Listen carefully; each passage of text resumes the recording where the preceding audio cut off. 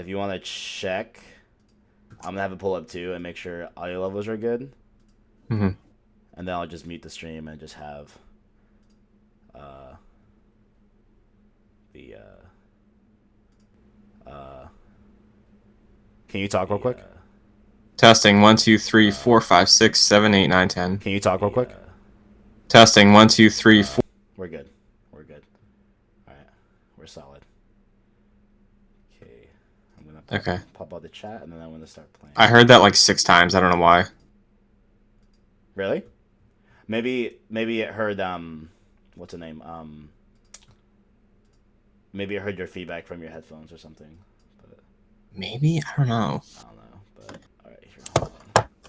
All right. Do I sound fine? Because on playback on my end, it sounded a little like poppy. On stream, you sounded fine. I can go check right now, real quick. Say, Okay. Hold on. I'm still going to it. Say like a long sentence. Over break, I wanted to see a lot of movies, and I did not see many movies, which was disappointing. Dude, I swear to God, if you not see Spider-Verse, I'm gonna really. No, I did. I saw that. I've seen it 4 times. I want to see more. I want to see it a 5th time. Why can't I Just find it? What's up? Does it sound alright? I'm so. Oh, okay, here. Okay. Say one more I know time. I'm so. Yeah, say. Yes, yeah. Do it again. I really Say hope one more Persona time. 5 comes to the Switch this year so I can replay it. I really hope Persona 5 comes to the Switch this year so I can replay it. You're good. Okay. I was just checking, because on my end it sounded like it was cutting out a little bit between each word. But wait. If we're good. Is it repeating? Is it looping? See, that's what I thought, because I thought I said... Hold on. All right. It sounded like it was playing a couple times. I'm gonna shut up and you're gonna talk, but I know I'm hearing a double because you're gonna hear it from me and then from you and then on the stream. Yeah. So if I hear it twice, we're good. But if I hear it more than twice, that's an issue. I'll just say one word then. Okay. And also, there's 6 people in the chat and they're hearing us test this. Oh, hey everybody. What's poppin'? Okay, you ready? Yeah. Peanut butter cup. Yeah. Peanut butter cup.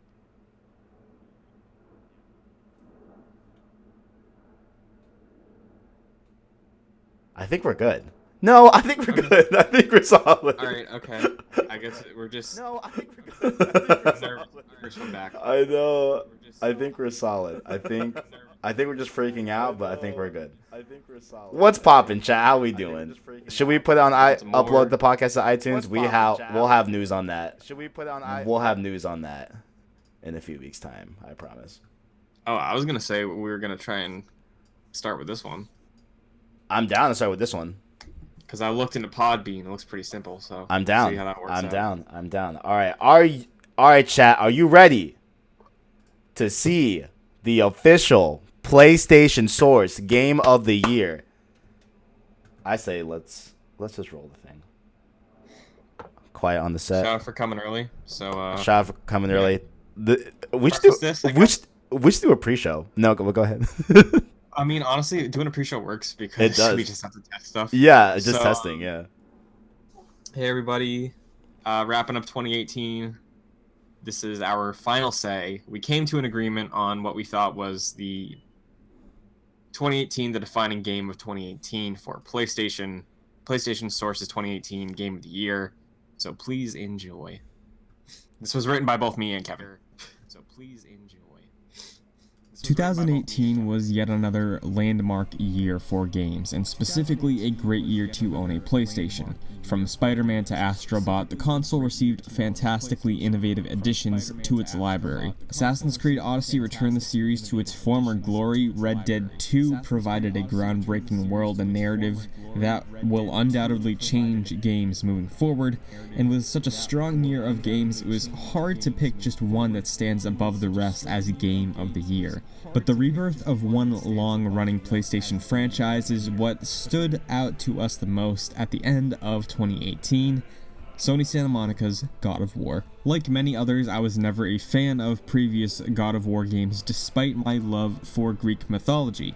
I never played them outside of the two on PSP, and I thought Kratos was an annoying one-note protagonist, but this year the reboot addressed that criticism, offering us a more introspective Kratos who is aged almost like a fine wine, because the entire new direction, huge credit to Cory Barlog, the director of this game, and actor Christopher Judge as Kratos as a character is one of my favorites of the year. God of War appealed to me with something I never thought it would: characters. Not even reliant on the mythology or my relation to it through pop culture. Original characters like Atreus, Brock, and Sindri were some of my favorites, supplying emotional moments and subplots that made the extremely small cast of characters really ground the overarching story. What sets God of War apart from the rest of 2018 in gaming is its unforgettable moments throughout it. Fighting the stranger at the beginning of the game is an unforgettable battle I'll never forget. Kratos coping with his past and trying to prevent the same future for his son drove us forward as we played the game. From its gorgeous world and set pieces like a dead giant's corpse to engaging in conversation with a monumental world serpent, something that goes a long way in immersing oneself in the journey is the incredible work that was put in to create a game that doesn't ever cut away from the action. One constant flow throughout the entire game makes it stand out amongst the others in its genre. 2018's God of War is a landmark moment for the PS4 and this generation as a whole. Similar to The Last of Us back in 2013, the impact of a personal human story being told in a fantastical world makes for a truly entertaining journey. The evolution of the series to work exceptionally well by today's standards gave us moments that we will carry with us for years to come, and firmly placed God of War in the pantheon of great series in gaming.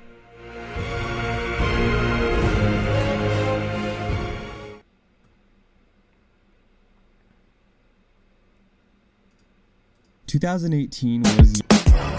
Wait. There we go.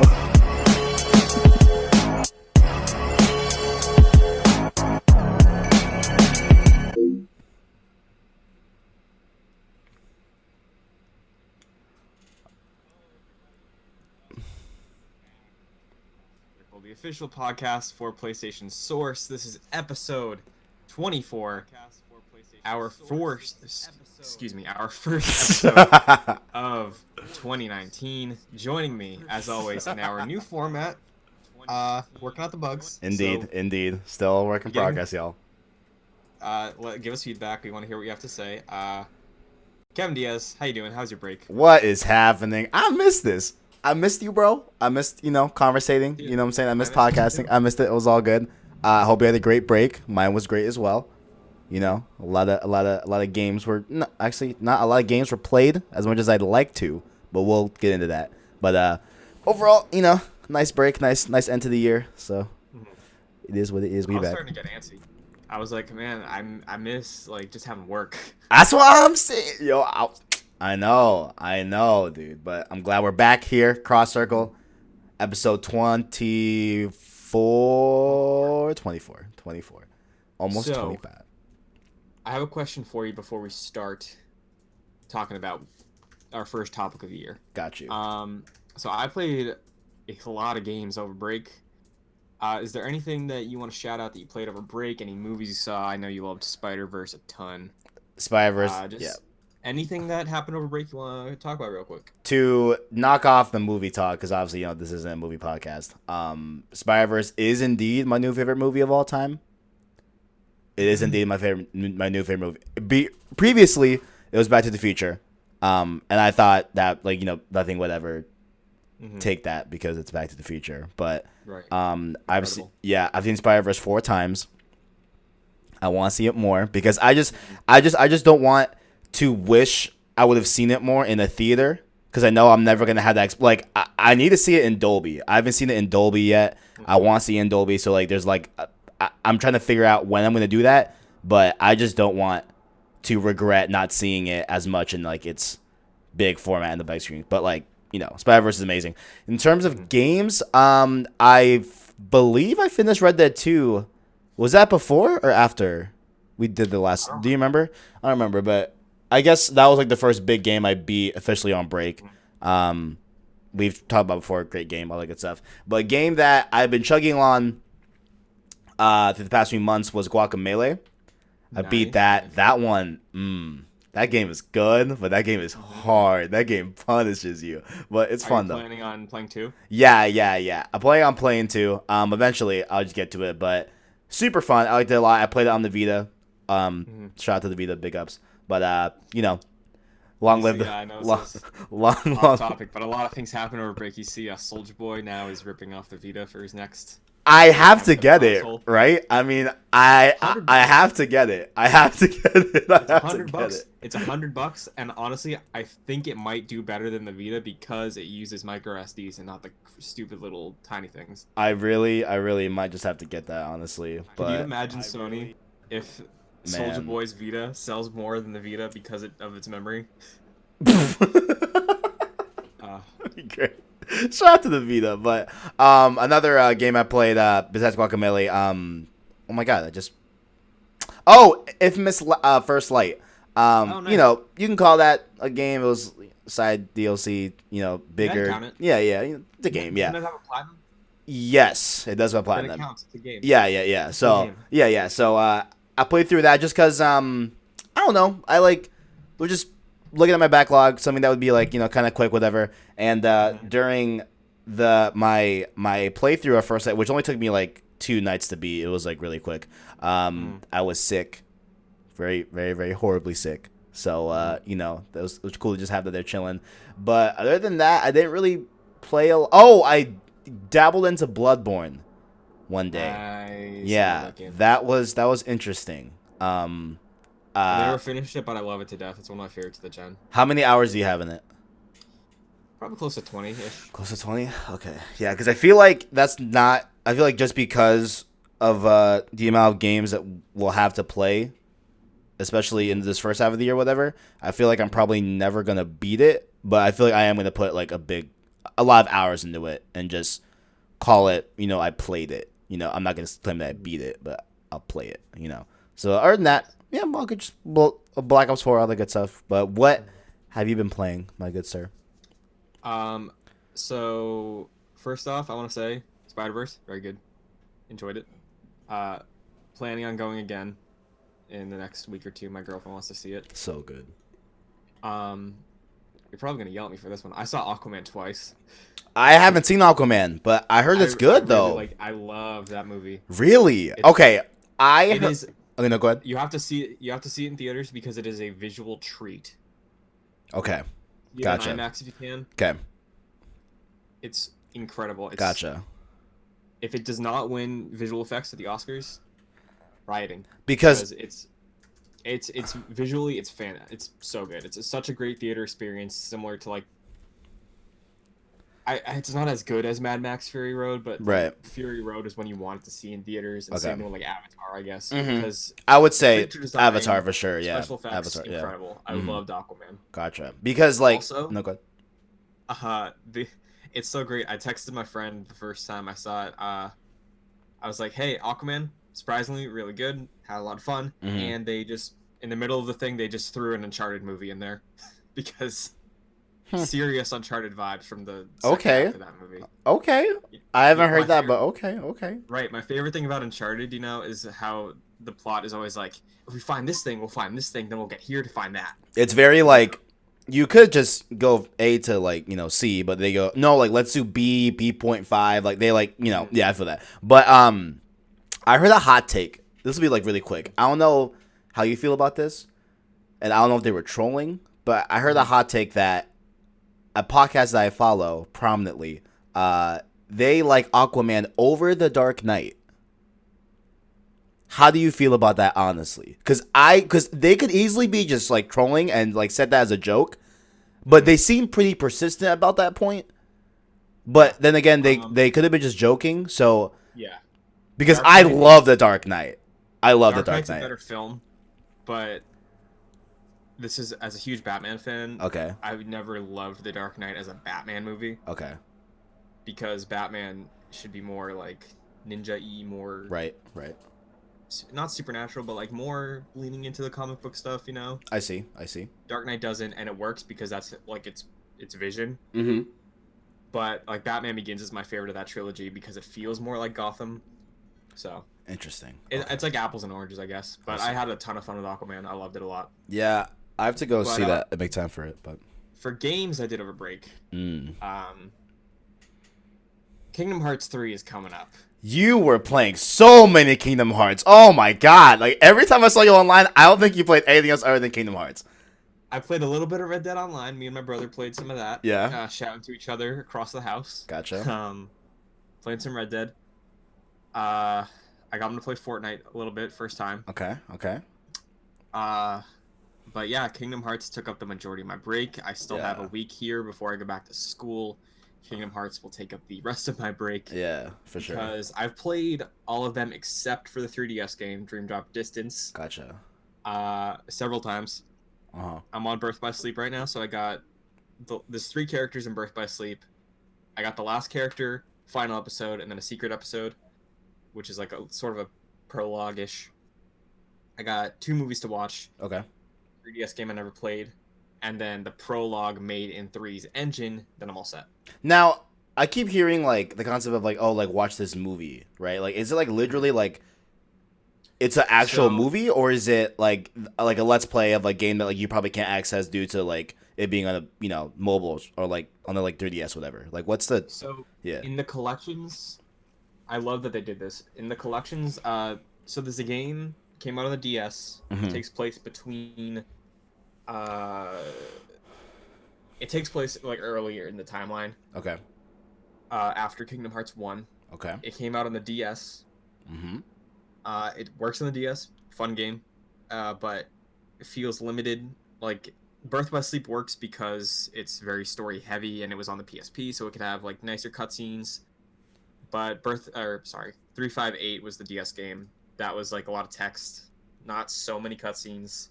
Gotcha. Very similar mission structure, so it wouldn't work, I guess, on a PS4. So what they did was they took the narrative of these 3 friends who are doing missions together throughout 358, and they made cutscenes of. It's like almost 3 hours of cutscenes. Okay. They created specifically for this. HD got the voice actors from the series to voice their characters, because I don't think there was much voice acting in the DS game. So it's like they brought them in and they were like, hey, we're going to retell this story through a 2.5, 3 hour movie, sort of getting all the plot, like the important stuff from here, since it's a DS game that wouldn't feel great on a PS4. Okay, I see. That makes sense. Okay, I feel that. Yeah, okay, gotcha. Okay, that makes sense. Yeah, and do we want to say like why next week you're going through these, like, or maybe like to what benefit? Oh, I just haven't played them in a long time. Kingdom Hearts 2 is my favorite game of all time, and it still is. I just finished that one over break. Gotcha.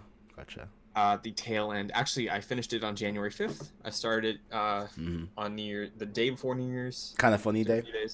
Kind of funny day. Yeah. Wait. Complete side note. I'm meeting Kind of Funny, dude. Oh, nice. Yeah. They're coming to Arizona. Yeah, it's great. I'm still hyped for that, but okay, beside the point. Awesome. Yeah, it's cool. So yeah, I'm excited. I just wanted to play through the series again. It's been a while since I played some of them. Mm-hmm. I get prepped up so I can fully appreciate 3. Just get hyped for next week, boys. Get hyped for next week. We're gonna do something fun. Yeah, next week. It's gonna be fun. I'll give him a little more. Next week, give him a little tease. Kevin's been curious. Give him a little tease. So I'm gonna do my best to, in about an hour, maybe hour and a half, tell him the narrative of Kingdom Hearts. It's gonna take like 3 hours, dude. I can't. If you're interested, no, dude, I'm gonna. It's gonna be so fun. It's gonna be. It's gonna make sense. I promise. But before we get into the topic, I wanted to give this thing a shout out because there's this. We talked about movies a bit. Mm-hmm. There's this app I love. Okay. And this is not a sponsorship. This is just something that I actually use. I mean, it can be a sponsorship. I'm not. I think it's one person. I don't think they're. Oh, okay, never mind. Just kidding. They're sponsored. Okay, never mind. I think they just do it in free time. So there's this app I love for movies called Letterboxd. It lets me track movies I've seen, lets me rate movies, stuff like that. For the longest time, me and my friends are like, I wish they did this for games because I just haven't. Like, I'll show you. I have a note that I used in 2018 where it's just all the games I beat. Yeah. You can see that. You told me that, and I just started one this year too. Yeah. Yeah. So there's this app called GG that my friend texted me about. Gotcha. Where it lets you list games you've played, games you've completed, games that you have played and shelved, games that you abandoned. And if you want to follow me on there, you can see my hat. Oh, 97. dude, that sounds dope. Okay. Yeah, see, because I'm down. Lists too, so I got like my top 10 on there. I'm downloading it right now. Actually, I'm downloading it right now. Yeah, that sounds dope. So I want to give them a shout out because I want to see that app grow because it has a ton of potential, and I want to see them update it so it is as good as Letterboxd. But yeah, it's awesome because you can track all your games. It's literally called. Does it have a green line on it? The green line on the app icon. Yes. Okay. GG. Okay, got it. Okay, yeah. No, I'm totally gonna. Oh, yeah, I'm doing that right now. That's sick. I'll put the link in the description. Again, not a sponsorship or anything. Just genuinely enjoy this app. Charles Watson. Yeah, and it's gonna make me stop using notes. Deal. For tracking my games. There we go. Shout out to GG. Shout out. So, on GG. Oh. There's a section called Want to Play. Oh, interesting. Okay. Interesting. So I do have Yakuza 0 on there because I do want to play that, but primarily on there I have a list that I'm not going to read off of. I'm going to read it off of the tablet of games in 2019. Let's do it.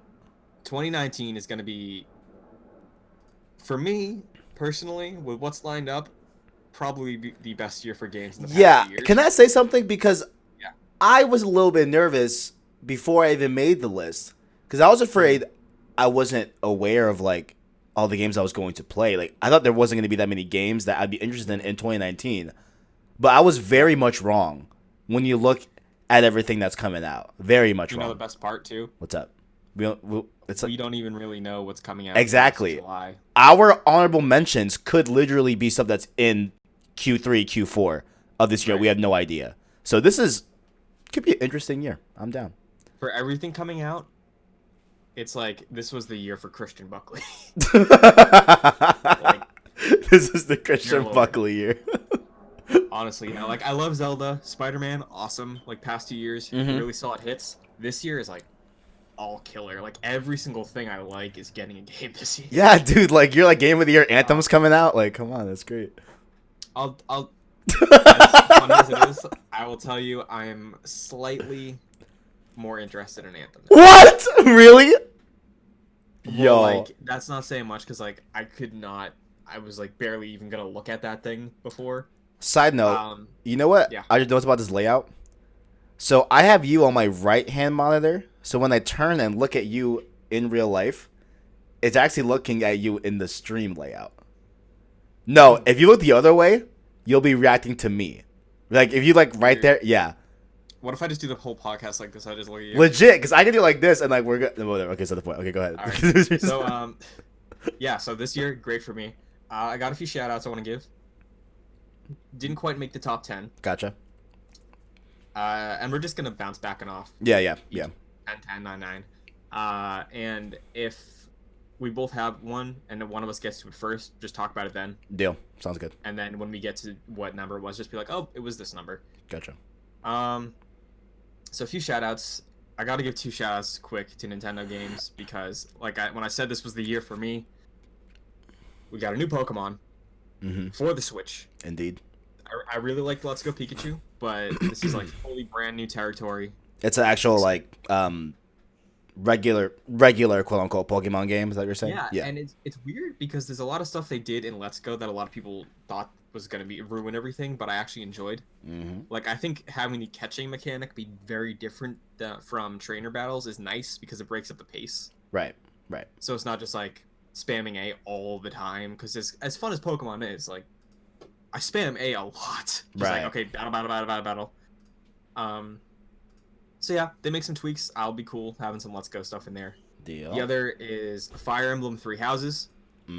Okay. I played my first Fire Emblem game like 2-3 years ago. Fell in love because it's chess with a story. Simple gameplay, it's like you have to think about it. Very good. So shout out to Fire Emblem 3 Houses. If I felt better about putting Nintendo games on this list, both of those would be very high, probably 5, top 3 maybe. I did not put Kingdom Hearts 3 on this list just because it's so close. Wait, seriously?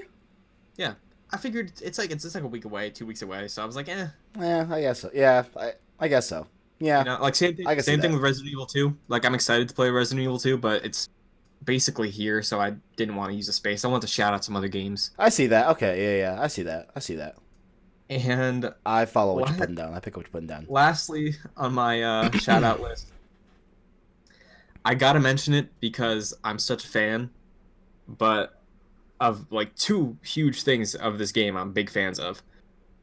But like, it's just a topic. Star Wars Jedi Fallen Order did not make my list. I can't see you, so I don't know if you're just doing a bit right now, but what the fuck? I love Explain Respawn. yourself. I love Respawn so much. Titanfall 2 is one of my favorite games ever. My favorite shooter of all time. Favorite first-person shooter campaign of all time. One of my favorite games of the generation. I love Respawn. Star Wars games have not been doing well for a while now. And everything they've talked about this, I'm sure it's going to be cool, but it's the fact that they haven't shown much, and what they've said about it and the people working on it makes me think that it's just going to be like Force Unleashed again, but like prettier. I liked Force Unleashed a lot, and it'd be cool to like have a fun action Star Wars game, but I kind of want something more, and they haven't given me reason to think it's going to be something more, you know? Fair. Plus, it's just a title right now. Fair. It's coming out this year, but it's just a title. Fair. Respawn's history, again, great, but yeah, that's how I feel about it. I'm going to play it. I'm going to be excited for it, but I can't. Spoiler alert. I just can't right now. Well, spoiler alert, that's on my list, so I mean. All right, well, we can talk about it more when we get to it later. So I don't want to steal your thunder for the No. It's chill. It's all good, yeah. What are your honorable mention shout-outs? Just go through those. These are games that either, obviously, have a 2019 slate, and I just felt didn't need to be on the list, or... Thanks for mentioning that. Yeah, or they're heavily rumored to be, and they don't necessarily have one, right? So, okay, I'm going to run these down. Obviously, Borderlands 3. Come on. Let's give it Borderlands 3, you know? Didn't make the list because I don't think they've definitively said 2019. So... Maybe they did, but I don't know. Last of Us Part 2, as well as on this list. I felt that it'd be disingenuous to put this on the list, but I'm much looking forward to that. Ghost of Tsushima as well is another one. Yeah. That one's also... Days Gone's confirmed. Yeah. I was struggling because I know... for a fact, I know either Ghost of Tsushima, Last of Us 2, or Death Stranding. One of those is coming out this year. 100%. But I didn't know which one. So, it felt weird putting it on the list. Yeah. I was like, wait. Ghost/Death/ Last of Us maybe as an option, but... Yeah. Like, out of those three, I think one of them is definitely going to come out. And I think... Yeah, one of them for sure. I feel like... I know you think Death, but I just don't think it's going to be Death.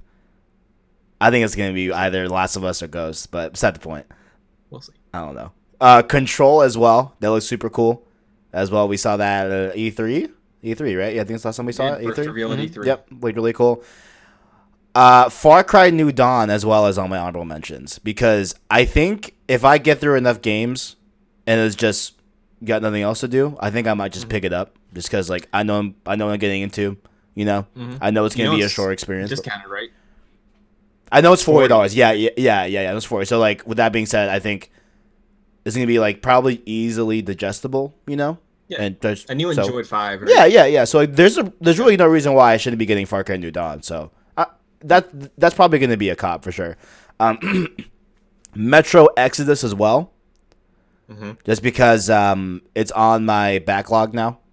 It entered back into the backlog for me personally. And I just felt like I didn't give Metro 1 and 2 a fair shake. Especially 1. Stranger Things, the game as well, is on this. I don't know if that has a date. Question. What's up? What do you got? Is this the one that was revealed at the Game Awards, or is this the Netflix game that Netflix is still producing? The Game Awards one. But both. Because whatever. Both, yeah. But when I typed it, it was the Game Awards one. That's what I figured. Yeah. Storm Divers. Have you ever heard of this? I think you've heard of this. That is the one by why am I forgetting studio? Oh my god. No. Resogun. What's that? Yeah, Housemark. Oh, I thought you said something else. Yeah. Housemark, yeah, them guys. Yeah, it doesn't have a console release date at all, but I feel like it's probably coming at some point. Right. Safe bet, you know? And plus, I love Housemark with my life, so shout out. And one that's interesting, I have two more. So, Destiny 2 is on this. For a lot of reasons. And I mean, like, the new content that they're planning out for Destiny 2. Just because, like, I don't know if you saw, but, like, I think it was the last month, I think in November, December, they released, like, their whole year map, like, what they're going to be doing, you know? And it seems, like, very active, you know? So, I think that there's going to be something cool with Destiny 2. I'm curious if that plan changes at all now. They said it's not changing.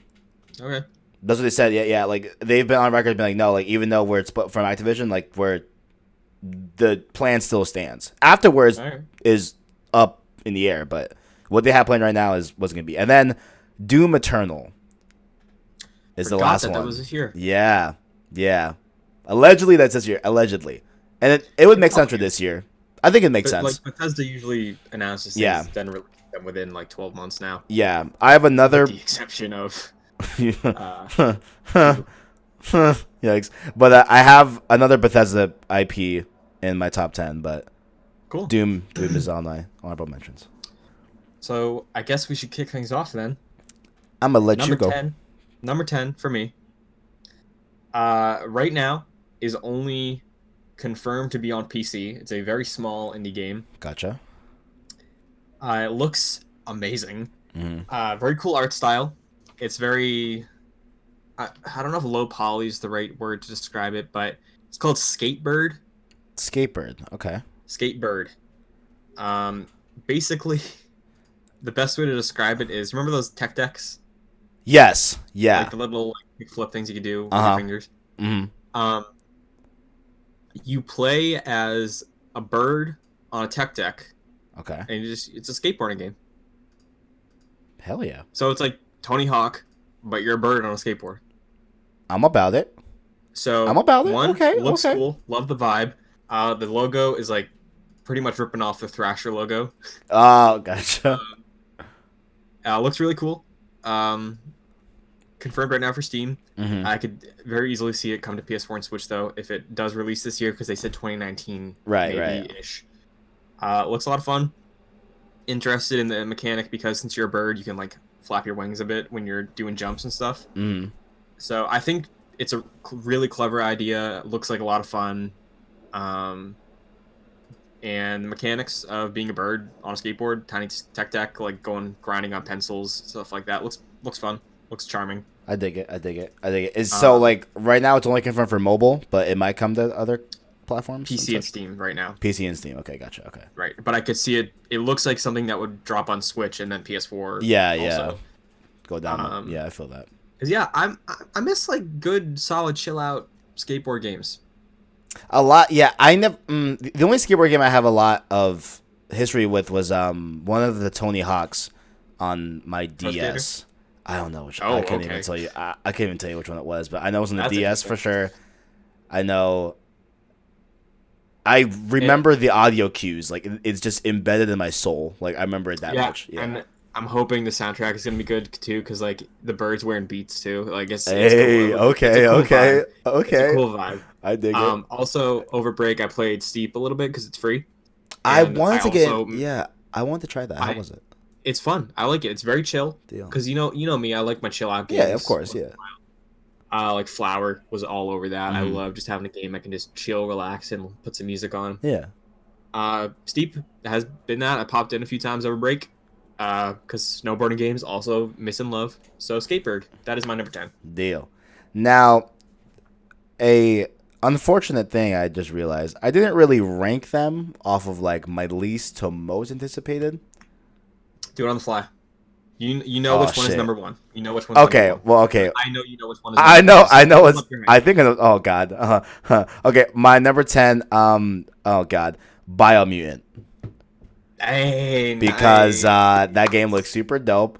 I'm forgetting. No wait. It's some devs from just cuz from what am I thinking? Avalanche? Avalanche. I almost said Supermassive, but yeah, Avalanche. A couple of them they're making it. And everything. THQ Nordic. Yeah. THQ Nordic, and like everything that they've said and released about that game.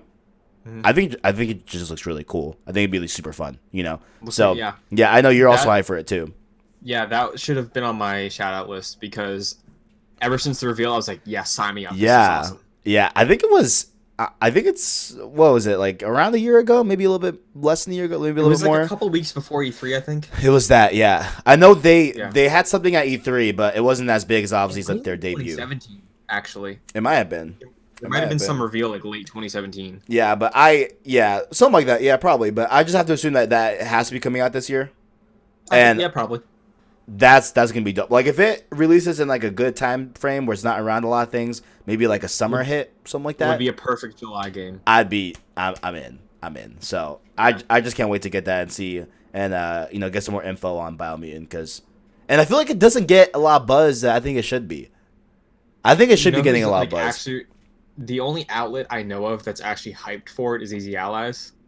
Like they For think real? it looks awesome. Yeah, they're so like every time Biomutant comes up in something or they talk about it, they get hyped up. Yeah, I literally haven't heard anyone talk about it.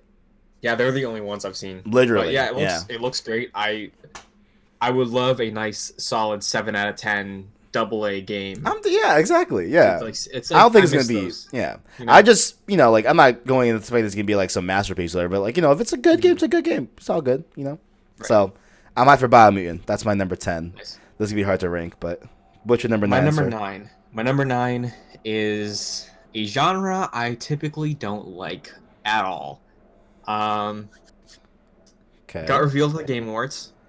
Okay. Is currently in early access, probably coming out this year. Hades by Supergiant Games. Ooh, that's a good one. Dang, that's a good. So that's like a really good prefacing one. this, you can buy it. You can play it right now on the Epic Games Store. It's early access.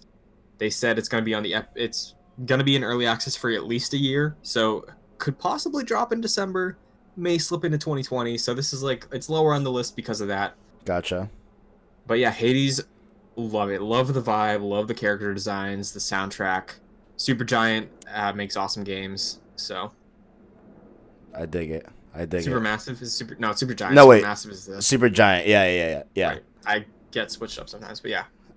It's a roguelike. That's the genre.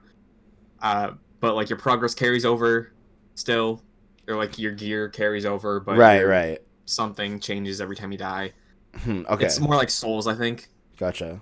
Which I can tolerate more than a full-on roguelike of just like, oh, sorry you died, start all over from the beginning. But yeah. I feel you. Everything they've said about Hades sounds great, so I'm in for it.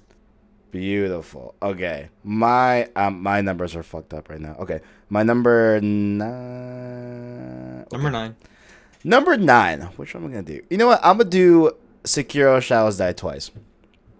And that is purely because I've seen a little bit of gameplay here and there, and I've yet to go and actually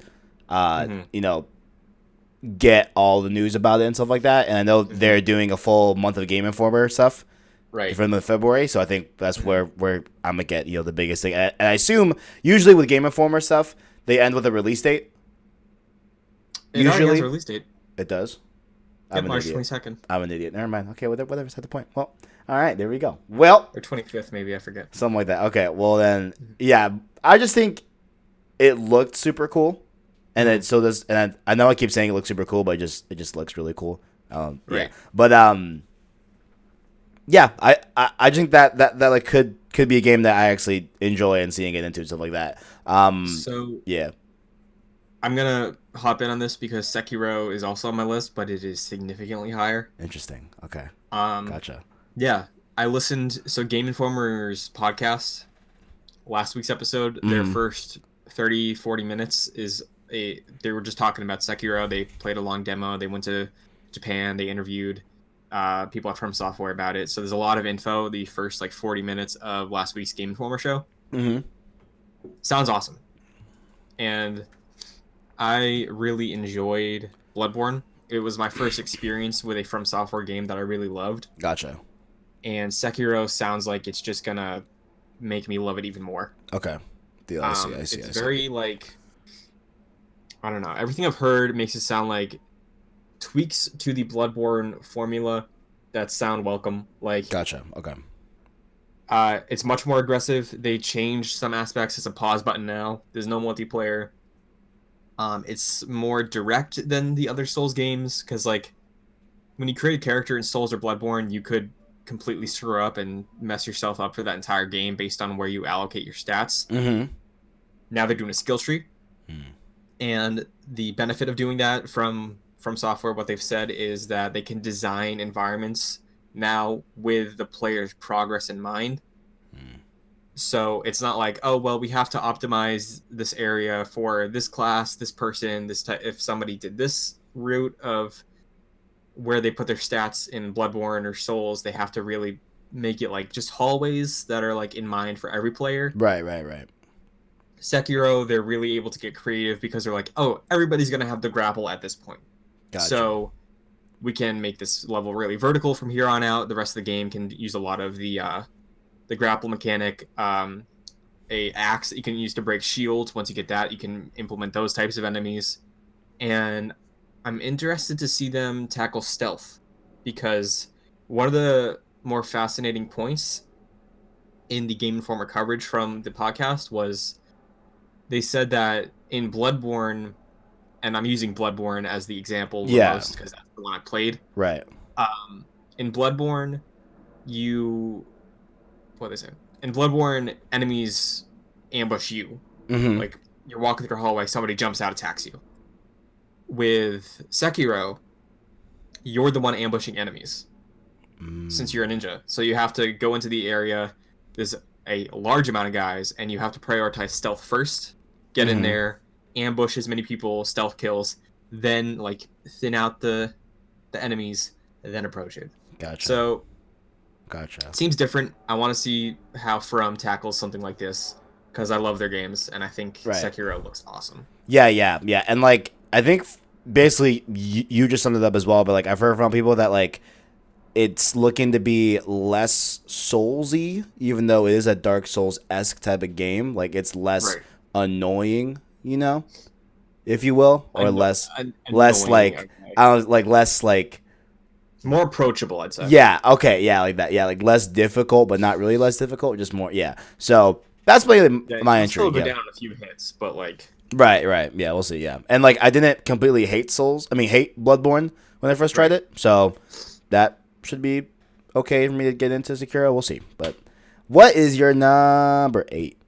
My number 8 is one that I wanted to have a bit more experience with before I talked about this. Mm-hmm. My number 8 is Judgment. Wait, why am I forgetting? Kind of funny game. Yeah, okay, gotcha. Okay. Judgment, I'm very excited for because it is similar to Yakuza 0, which I wanted to get to over break. Mm-hmm. Kingdom Hearts took the priority. Judgment is new IP, potentially a new series, because they kind of wrapped up the main story of Yakuza in Yakuza 6 from 2018. Gotcha. They're still doing their Kiwamis for the Yakuza series, so like Yakuza 3 and 4, I think, are still getting a remake. But Judgment is a new hopping on point, made with the Yakuza 6 engine, which I've heard is actually really great. And yeah, everything about the Yakuza team, for my little experience with Yakuza Kiwami and what I've seen of Yakuza 0, mm-hmm. It's just so charming, it's so unique, it's so deep. Right. It's such a good experience, and I hope that Judgment does well. I hope it's received well. And I think the fact, we talked about this a couple weeks ago, the fact that it's using English VO as an option, will hopefully make more people try it out. And yeah, I think Yakuza is I've said this before, Yakuza is my favorite series that I haven't put a ton of time into yet. Yeah. Mm. So Judgment looks hype. Can't wait for it. Very excited, and I hope it carries the spirit of Yakuza and does very well. Right. Sounds good. Yeah, deal. Sounds good. Sounds like a good one. I never played Yakuza or Yakuza or however you say it, whatever. But we on number 8, correct? Yes, you're number 8, sir. So mine is bending the rules a little bit here. I know this is Cross Circle. I know it's a PlayStation podcast, PlayStation channel. However, Animal Crossing for the Switch is on my list. You know, because guys, it's like I don't know what you want me to do here. It's Animal Crossing. Okay, am I hyped to pay off my debt to Tom Nook on a daily basis? Absolutely. You know, am I gonna go to the beach and get seashells while I'm on the bus to school? Absolutely, 100%. Because that's just what you do. Are you gonna go and get coffee and hear the cute tunes from the dog singing on the you know what I'm talking about? You know what I'm talking about? You know, all the things that make Animal Crossing is just what it is. And like what's so I think wild and unique, not really unique, but just like a very interesting take, not interesting, but just like a unique part about Animal Crossing is that like when you describe Animal Crossing to someone, it does sound stupid. But if you know, you know. You know, if you play it, you understand why Animal Crossing is dope. So, and I cannot wait to play it. Oh my god, I cannot wait. Have it on this Switch. Is also high on my list. Yeah. This is also it's a higher. Gotcha. But yeah, I put like probably over 200, maybe over 250 hours into New Leaf on my 3DS. I cannot wait. Yeah, I feel you. Just popped in there every single day, doing rounds. Animal Crossing, I love it. I played it on GameCube, played it on 3DS. I missed a couple between there. Mm-hmm. But is this your? How many have you played? Did you play GameCube? No, Animal Crossing. I started on the Wii. I started the Wii Animal Crossing, yeah. So a little bit later, but I was obsessed with it. Obsessed. Yeah. And like I think that also falls into the category of just like a super chill, relaxed game. You know, where you're just hanging out. It's not anything crazy. Animal Crossing. Yeah, I love it. It's awesome. I just love because it. you can pop in every day. I'm really interested to see what they do with the Switch version, with the hardware. Right. See how that goes. Yeah. Same. How, like, I hope it looks like the, the Animal Crossing track in Mario Kart 8. Mm-hmm. Mm-hmm. I hope it looks that good. I feel like it will. It will. It will. It will. I can't wait. It's gonna be dope. Something that isn't a sentiment I've seen with a lot of people. I hope it keeps the camera from like the 3DS version where it's like that like kind of top angle type. Yeah, because I love that. I feel like that's just so synonymous with it. I know. I don't know. Newer. I don't know what they would change. Like, what other view would they? I mean, I've heard people say they want to have like right analog stick camera, which I don't like. No. I don't want to see the back of my house. I don't want it. No. It's gonna look ugly. I don't want to see. Yeah, no. Oh man, that would be a big yikes. No, they have to keep that camera. I haven't even thought of that. Because the thing is, Animal Crossing, even if you feel like on a TV screen, it's having it look like that. It's gorgeous. It's like, yeah, it's beautiful. Like portable. It makes sense because portable, like it's small screen, more limitations. So like, yeah, I'm walking, so you see the camera rolling over the hill, stuff like that. Yeah. No, it's beautiful. Like that's beautiful. That's not the reason I love it. Yeah, it's aesthetic. It's charming. I love it so much. It's gorgeous. No, oh man, now you got me scared. I never even considered that. Well, I mean, like that's not even my biggest fear because I feel like they'll stick with it because that's sort of and they don't want to reinvent it, you know. Yeah. I hope, my heart of hearts, it's just not a gimmick. Like I hope it's not like a gimmick game. Like, you know how I think the DS was like, oh, Wild World or something, and it was like all Western themed. Mm-hmm. Yeah. And I think the Wii one was City Folk, right? Yes, City. Right. Yeah. Yeah. Like, it was. That's fine. Like you can throw a city in there if you want. Yeah. You like rode the bus. Yeah. For that. Mm-hmm. GameCube one, pure, love it so much. 3DS one, I think is perfect. New Leaf because it's like what the first one did, just so much better. Mm-hmm. So if they keep that trend, because there hasn't been a proper Animal Crossing game in a long time. In a while. Yeah, they had like their spin-offs. They had their. Was there one on Wii U? Was there a Wii U port of one? It was a party. It was a party game. It was like Mario Party, but worse. Interesting. So, shout out to Animal Crossing. I just hope it's good. I know. It will be, hopefully. It should be. And I hope it's before June. Your number 7, sir. My number 7 is one that I've been championing for a while, and that is Dreams. Hey, okay. Mine didn't make that list, but okay. Go ahead. Talk that talk. Please, dear Lord, come out this year. Right? Please, dear God. I should be getting beta access today, actually, as we speak. I'm checking my email right now. Interesting. So we'll see. Hopefully, don't say if you got it though, because I don't think you can talk about it much. Let's talk about it. Let's talk about it. We'll not be talking. So, Dreams cannot wait for. I bought my PSVR for Dreams. I said to myself, I want to have a PSVR by the time Dreams comes out. I own one now. Now my deadline is I want the wands by the time Dreams comes out. But I just can't wait for that game. I can't wait. It's gonna be so nice. Talking about chill out games again, just like some nice music, Spider-Verse soundtrack, throwing the goggles on, sculpting something, designing something. Hell yeah. Living in that world, seeing what people make, the games people make. You know what? Sweet. I'm making a definitive statement right now, okay? And you can hold me to this. Sure.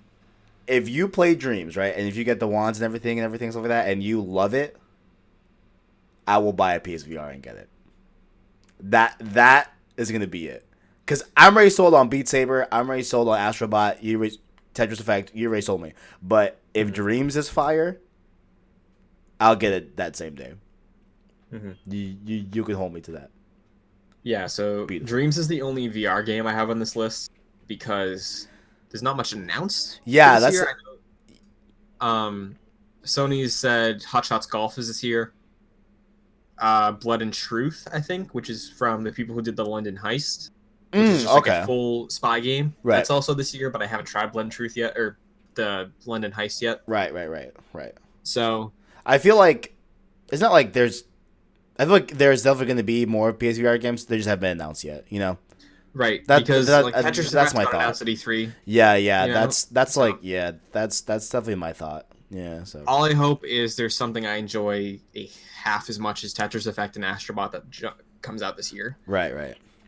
But VR's great. Dreams is hype. Can't wait because also I'm like trying to figure out how to make games more because I took a class about it last year and I enjoyed it and I downloaded or I bought some really basic software. It's there's one that Jared Petty talks about. That's a lot. The one I got. That one. What's it called? 8. Yeah, it's what the people who made Celeste use.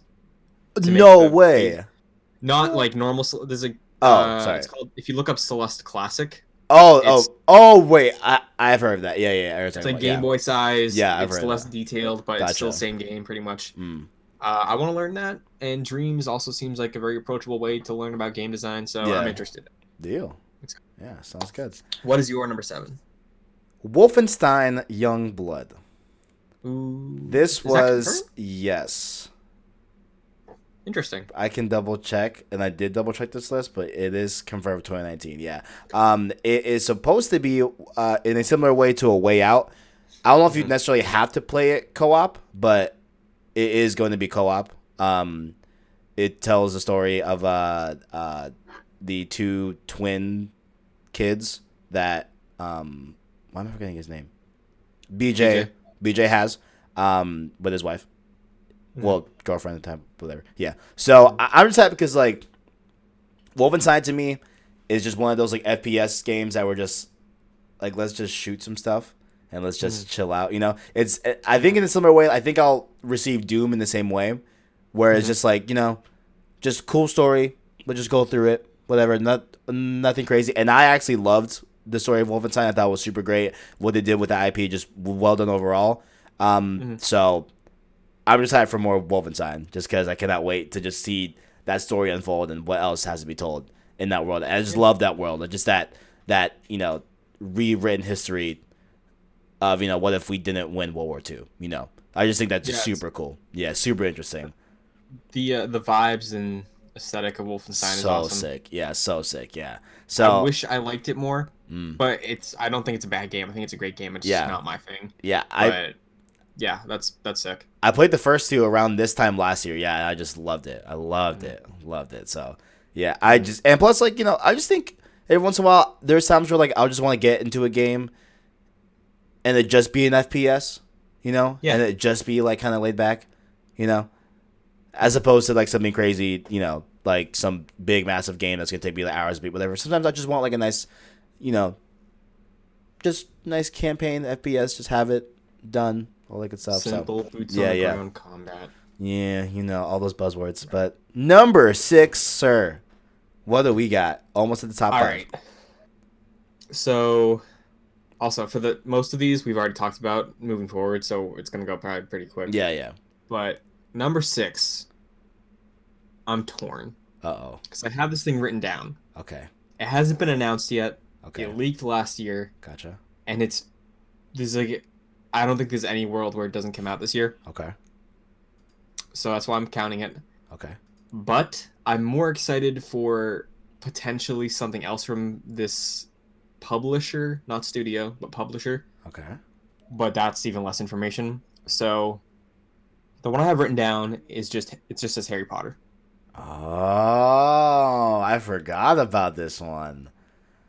I completely forgot about this one. Okay. If you're not familiar, there was a Harry Potter game that had a huge leak.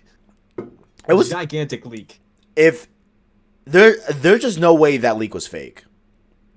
Yeah, it was. I feel like there's no way. It looks too clean. It looked too clean. It looked too cohesive.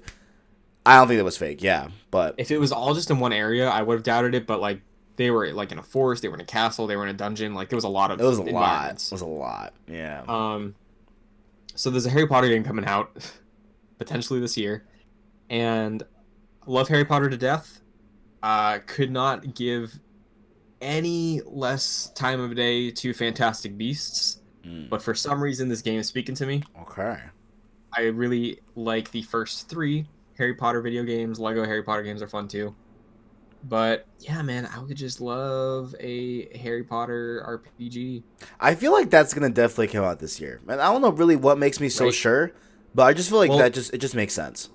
If you think about it, WB is the publisher. Yeah. Right. What else would WB be putting out this year? They're doing Mortal Kombat. Mm-hmm. That's this year. Right. Indeed. And also, shout out to Mortal Kombat. I meant to put that on my shout out list. Mine is on my list. Got it. Yeah. Yeah, and I don't know what else they do this year because last year they did Hitman. Right. Year before they had Shadow of War. I'm trying to think of what else. There's one the one I was alluding to earlier is whatever Rocksteady's working on. Right. Which do we even think that's coming out? I don't. Is that coming out this gen? At this point. Damn. At this, dude. No, you have a solid point though. I wouldn't put it past them. I don't know. Like I'd love a new Rocksteady game this year, but there's not enough evidence for me to talk about it. Like that would have been on my list if it was more solid. But Harry Potter is also super hype. I also think it just makes sense. You know, if they have like a 1-2 punch in 2019, where we have Mortal Kombat, then I would presume Harry Potter would come out in fall. I think it could stand. Yeah. I think it could stand up to the fall releases. I really think it could. Yeah, definitely. 100%, or maybe like a September, October. Probably, yeah. Thinking that, but I think if they want to launch in November, I think they could definitely make a splash and make a November hit, with Harry Potter. I think it's a big enough IP, but yeah, that one I totally forgot about. That one. I don't know why. There's also, quick side note, Chucklefish, they produced Stardew Valley. Yes, yeah. There's a game that's similar to Stardew. It's called Witchbrook. Witchbrook? But they have no date on it at all. It's like Stardew Valley if it was in Harry Potter. Oh, okay. So similar sort of vibe, but you pick your class, you go to potions class, defense classes, stuff like that. Right. No date on it, but I'm super hyped for that too. So a separate game that's not my number 6 that I'll say right now real quick before we get to my number 6 is The Last Night. That one as well. That's that Blade Runner looking thing. Yeah. Oh my god, I can't wait for that thing. Yeah, and there was a Twitter thread that I was following where I guess one of the creative directors were, I guess there were rumors that the studio was having issues and stuff like that, and the game wasn't getting made, whatever. So I hope the best for that game because I really want it. It looks sick. But all right, number 6. You mentioned it last one that you were talking, and it's Mortal Kombat 11. Yeah. And I think, yes. it's a lot of combination of things that really just have me hyped for this game. One of them, a big one, being Smash. How much time I put into Smash? Because Smash was in a long time was the first fight. I know it's different from a fighting game versus a party fighting game. I know there's a difference in that standpoint, but just fighting game in general, that's the first fighting game I played in a while. In a few years, I'd say, honestly. So I'm just super hyped to get back because I don't know, just playing Smash is oh man, now I'm more hyped to play a like fighting game, you know. So I'm happy that we're getting to do Mortal Kombat. It looks super dope. Obviously the trailer sold me. So good. That trailer was it's a perfect. I mean, that trailer was a banger. Mortal Kombat 11 originally was on my list. It was pretty high, but I figured you were gonna bring it up. Gotcha. I want to get a couple things in here. I feel it. Yeah, it's okay. It's fine. Yeah, it's all good. Yeah, Mortal Kombat 11. I can't wait for it. I That's can't a day wait. one purchase. Yeah, that's a definite play. Yeah, I cannot wait for that game. The reveal, the roster reveal, and everything is like this Thursday, week, right? It's Thursday, right? Yeah, the roster gameplay reveal. So Thursday. Yeah. I'm very excited. I can't wait for Mortal Kombat 11. I loved Injustice 2, so like if they get some of those systems in there, it's gonna be awesome. I can't wait. Yeah, I played a little bit of Injustice at like friends' houses. Good faces. Not like great faces in Injustice 2. Really? Oh. Yeah, it's incredible. Okay. Because like I've heard a lot about like the story mode is incredible. Injustice 2, yeah. Like it's incredible. And I know a little bit about that storyline, about the Injustice story, how that goes, and that sounds interesting in itself, you know? So yeah, it's really cool. Yeah, and they're taking any threads of not like threads of like the actual physical story, but like how they're storytelling from Injustice 2 into Mortal Kombat 11, I'm in it. Yeah. I was talking to my buddy about this too. I love how Mortal Kombat 9, which was the PS3 360 one called just Mortal Kombat, was super back to basics. And I didn't play 11, or sorry, I didn't play 10 much. My brother has it. But just something about it felt like off to me. But 11, I think that since they're doing time travel, that's a really great way to balance like old and new. Right. And like move into a new sort of era for Mortal Kombat, and you get classic stuff in there without having to be like, oh, it's kind of a retro of 9, but like this looks awesome. Right. I'm very excited for Mortal Kombat 11. Yeah, shout out Mortal Kombat. Shout out. All right. Top 5 time. Top 5 cracking in. Let's get it. All right.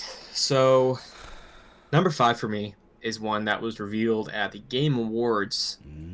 That is The Outer Worlds. Oh, I thought this would be higher on your list. Okay. I thought this would be higher. Okay. Blew me away with its scope. I was expecting an isometric top-down RPG. There's nothing wrong with those. I was not expecting a full-blown crazy RPG from Obsidian at this point in time. Fallout New Vegas was probably the second best Fallout, like the second best attempt at me playing Fallout. It was just so ugly. Right. Not blaming them, just blaming the engine system. The engine system. But yeah, Outer Worlds looks beautiful. Looks colorful. I brought this up when we talked about it for its reveal. So many games do the whole post-apocalyptic, pink, bright colors, wacky humor, and I just roll my eyes at it. This Rage one had 2, me actually laughing. Borderlands. Yeah, I love the trailer for the Outer Worlds, the vibe, the whole thing. It's like, you didn't have to shoot anybody, right? Like, I love that. That was so charming. I'm very excited for this game. Everything again, Game Informer. Shout out to Game Informer. They did I think 15 minutes of gameplay. Oh man, I missed that. Yeah, it was. Well, it's in like 3-minute chunks of different things showing off. Gotcha. Different systems. It looks like a spiritual successor to Fallout that just looks better. And the sci-fi aesthetic I love. Lots of comparisons to Mass Effect, which is great. Interesting. So yeah, Outer Worlds, very excited for it. Just hope it delivers. Hope it's at a good time this year and does well. Yeah. Okay, that sounds good. Yeah, and like I think that game is gonna get a lot of love just based off of how poorly Fallout 76 came out and how like you know what I'm saying, and like people are looking for like a traditional kind of Fallout-esque type of vibe, especially from people that love New Vegas. You know, so I think that game's gonna do good just based off that as well. So who knows? I might pick that up. I'm not sure. I don't know because I still have yet to play a Fallout because it was gonna be 76, but here we are. I think this is going to have enough Fallout DNA in it and good Fallout DNA that this might be the best option to get into it. Isn't that wild? I'm looking to play a Fallout game, but I have to get a not Fallout game. The latest not Fallout. That's crazy. And this is speaking from me, someone who just doesn't enjoy the aesthetic or like being in the world of Fallout because it's just like gross and dead, and I know that's the point, but it's just depressing after a while. Yeah, of course, It looks super charming. So. Right. Have some liveliness in it. Yeah, a color palette. My number 5. The first game in this series, I was hyped for. I actually launched my first channel off of this game, or like around this time when this game first came out. I enjoyed it. I didn't really beat it. I kind of just fizzled out, played other stuff, whatever. I'm talking about The Division 2. And Interesting choice. I am just hyped to give this a second go. Because if there's one thing that I'm going to take away from Division, I just loved its core gameplay and how it felt. It just felt super tight, you know? It felt just a nice just third-person shooter, you know? That wasn't anything like futuristic or it was anything in the past, whatever. It was just a, you know, I know it's set a little bit in the future, like in a, you know, whatever. But in the modern day type of area of timelines. Right. And I just think it's going to be a good time. I think they're going to really just take what Division 1 failed at and stuff like that and all that good stuff and improve it and come out with the second one and just come out swinging. And plus, like, I like its setting in DC. That's, you know, pretty unique. It's not New York how it was in the first one. And I think they're going to do a good job because, as well. And, like, I know, like, a lot of games when they go set themselves in New York or any, like, big city, they do their best to actually make it, you know, very much 1-to-1, right? But I'll never forget, I was playing Division, and I had the map pulled up, and my dad walked in, and he was like, wait a minute. And he pointed out, he was like, yeah, I used to work there. There's a train station there that I used to take home. There's my first job. Yeah, like, he, like, pointed out and he had me, like, go through the map, and he was like, yo, like, this is spot on. Like, it was weird. He was so tripped out about it. So I know they're going to do a pretty good job with DC as well. In a similar vein, you know, I just think it's gonna be good. I'm very much excited for Division 2. Cannot wait. Solid. Yeah, that was a good one, indeed. Your number 4. My number 4. I think my favorite trailer of last year. Okay. Wait, I'm trying to think. No, go ahead. Keep going. One of the hypest things I've seen in my entire life. What the hell was it? It wasn't last year. We were talking about Devil May Cry 5. Oh, I'm an idiot. Okay, yeah, bet. Okay, cool. Yeah, I got you. That didn't make my list. Damn. Tragic. Ooh, Tragic. Because I knew you were excited for it too. Yeah.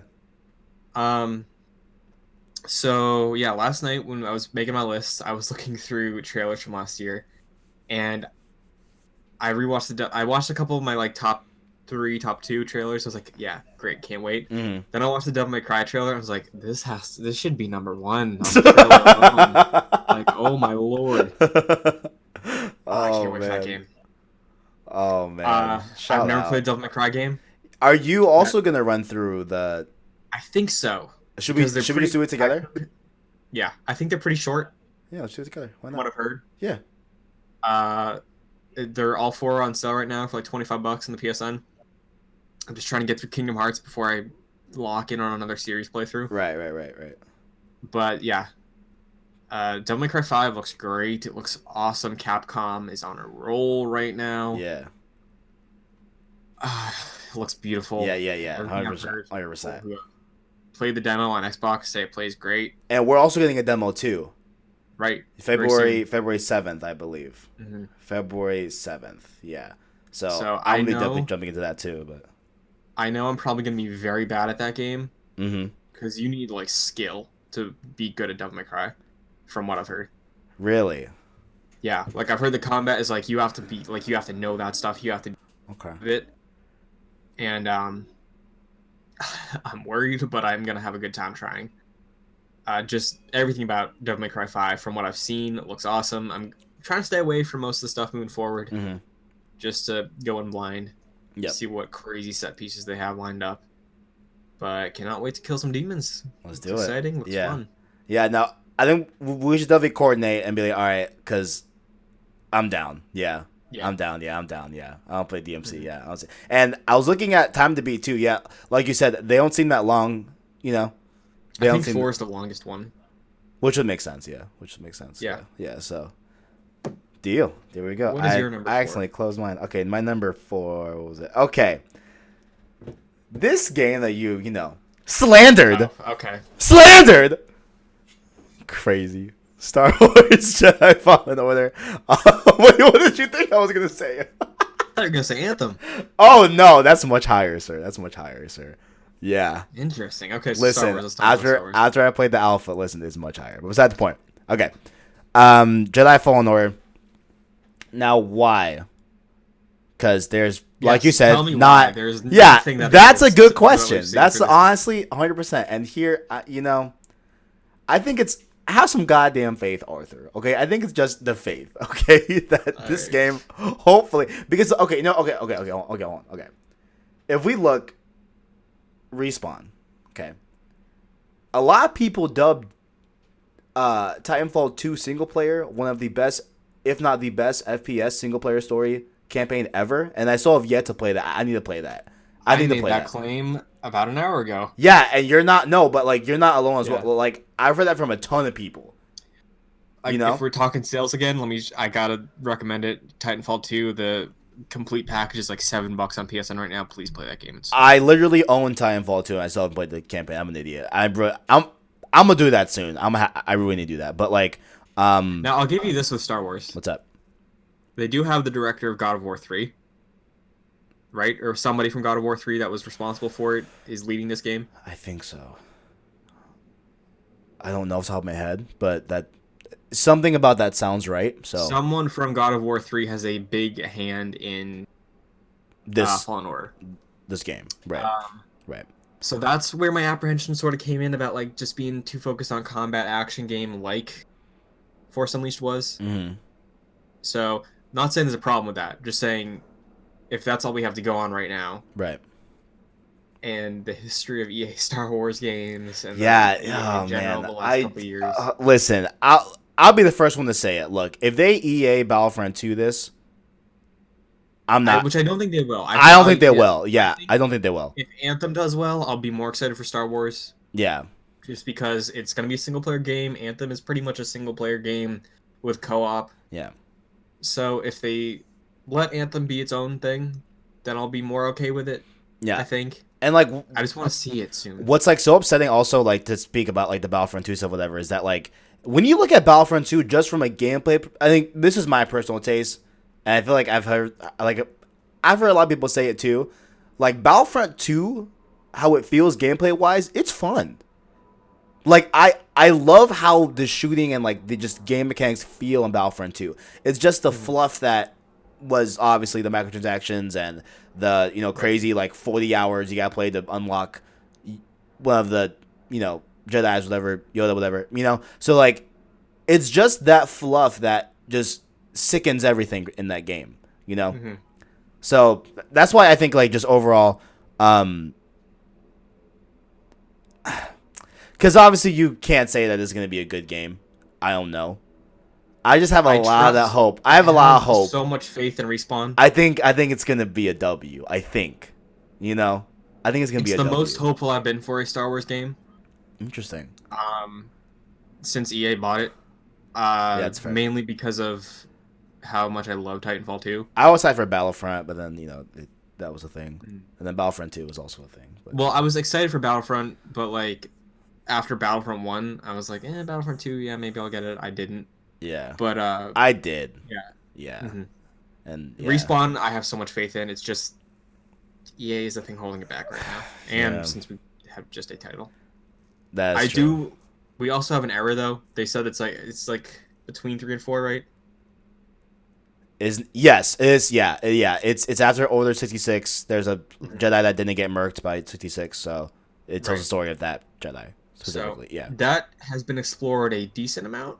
So I'm hoping they do some creative things. That's another reason why Force Unleashed is sticking in my head right now, because it's the same time period, and it's sort of your mission, hunt down the last Jedi. Yeah. So it's right. Very similar, but I'm hopeful. I'm hopeful that I will be hopeful about it. So. I feel you. I feel that. Top 3. What do we got here? Number 3 for me is Sekiro: Shadows Die Twice. Okay, I thought about this a lot already. I feel that. That. What is your number 3? Oh, okay, deal. I said my piece. Yeah. So. Days Gone. Oy. Listen, I think. Okay, look. Let's just lay it out. Okay. I have faith, Arthur, in this game. Like, I know. Particularly, you might not, but I think that I want to have faith. I just don't. Man, like, I will agree, right? Like, I feel like this game lacks the automatic hype that I feel most PlayStation exclusives usually get. Mm-hmm. Can I say my apprehension with it before you talk about why you're excited? 100%. Go ahead. 100%. So you can end it on a good note. I think with things like God of War, with things like Spider-Man, outside of their, you know what? Let me pick something that's more newer because those have attachments to it prior. Right. And Horizon really doesn't. Horizon, for example. You want to say Horizon is possible? Sure. I guess. Yeah. Well, Horizon is just so unique too. Damn it. Yeah. I'll go Outer Worlds because that's like something we've seen a lot of. Okay. The reason something like Outer Worlds, which is comparable to a lot of other things in its genre, similar to Days Gone, is I think the thing that Days Gone has lacked is like not necessarily a twist, but like there's a term that somebody I know uses. They say it's a Doc Brown spider monster. What where is it's like, that? I don't even know what that is. It's from Easy Allies. Okay. That's so like they announced Back to the Future 4, right? Mm-hmm. And they show a trailer for Back to the Future 4. Okay. And as the trailer ends, you see a close up of Doc Brown's face, and he's like, "Marty, I need your help." Cuts to a wide shot, and it's his face, and he's like a giant, gross, mutated spider monster. Is that a real trailer? No, but like that's what people would be tweeting about, Like that's the thing, that's the hook, that's the thing. It's like, whoa, oh, okay. Like, what is that? Okay, I see. Okay, like, I get something to get you interested, because like nobody wants Back to the Future 4. I don't. But like if they did that, and it's like, tell me if they showed that in a trailer, you wouldn't be like, but excuse wasn't me. Like I have to see what this is. I mean, there's nothing. I personally, okay. Was it the bear? That's what I was going to say. I'm like, I personally don't think it was the bear, but one could construe that maybe it was the bear. I don't know. There's just nothing. Like, it just looks like... It looks like World War Z with motorcycle. But I think it looks better, though, than World War Z. You know what I'm saying? Well, say your piece about it. That's like, just my apprehension. There's nothing that's grabbing Here's the thing. Yeah, I mean... like, Bend is good. Bend is a good studio. Yeah. I will agree that, like, there isn't really a necessarily, like, hook and sinker to this game that is like an instant, but I think like as I've looked at it, and covered it, multiple videos, stuff like that, looked into all the info, just the info. Clearly an interest. Yeah, a lot of people watch those videos. Yeah. Like it does. So I think like it's gonna be a safe hit. I think it's gonna do good. I don't think it's gonna tank. I don't think it's gonna flop necessarily. I think it's gonna be okay. But I just think this game is going to be a really cool, just open world, just very, like, not deep mechanics, not deep gameplay. I'm not expecting anything, like, crazy. I think it just be just, like, a really just, run-of-the-mill, but in the best way possible. Like, I think this game is going to get, like, an 8 max. Maybe 8.5, maybe 8.7. Maybe at max, maybe a 9. At max. Like, I don't think this game is going to be no, like, Spider-Man and how that's been received, or like God of War, how it's been received. I don't even think it's gonna do as well as Detroit. Damn.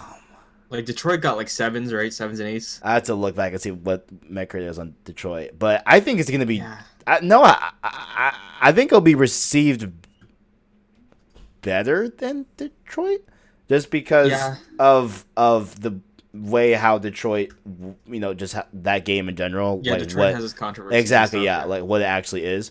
So Detroit Metacritic. I know this is like dead air, but no. It is sitting at an 82, I think. Was it 82? Is that I'm looking at? Yeah, 82.